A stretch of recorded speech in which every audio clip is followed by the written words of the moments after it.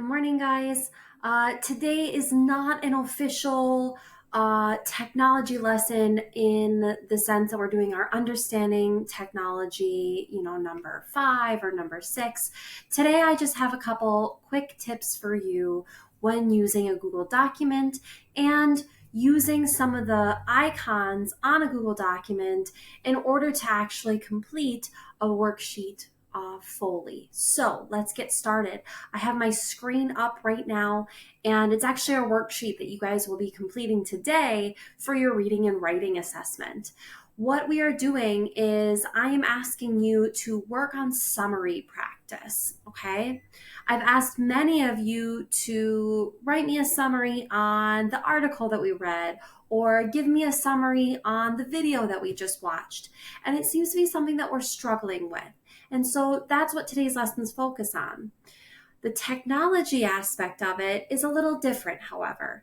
I am asking you, when you read passages in your assignment, I'm asking you to highlight the main point within these passages.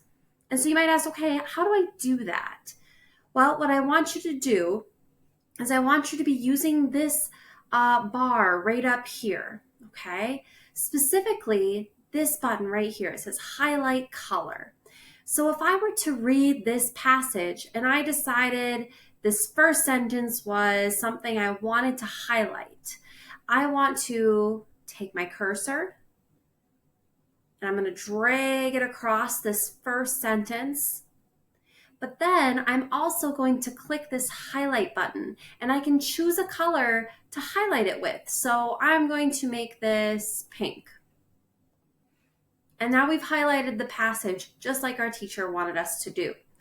And so for this worksheet, you're going to have to go through, and this specifically is asking you to highlight the main point. The sentence is not the main point, okay? That's just an example. So I'm going to undo this. We're going to click none. Another thing you can do when you're reading a passage and you're trying to point out important sentences or important words is you can also bold or underline sections.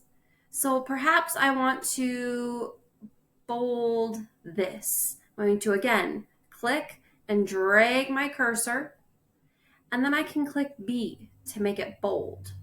And maybe I want to underline it too so it stands out to me as I'm working on it. These 3 things I'm asking you to do today as you highlight and look for the main point within these passages. I hope these tips helped.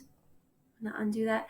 And that you can do your worksheet completely and fully. Remember, when I am asking you to write one sentence, that means you must write one full sentence, not one word, not 2 words, one full sentence explaining what you are talking about. Some of you are losing points by not writing full sentences, so that's why we're practicing them in today's lesson. Good luck.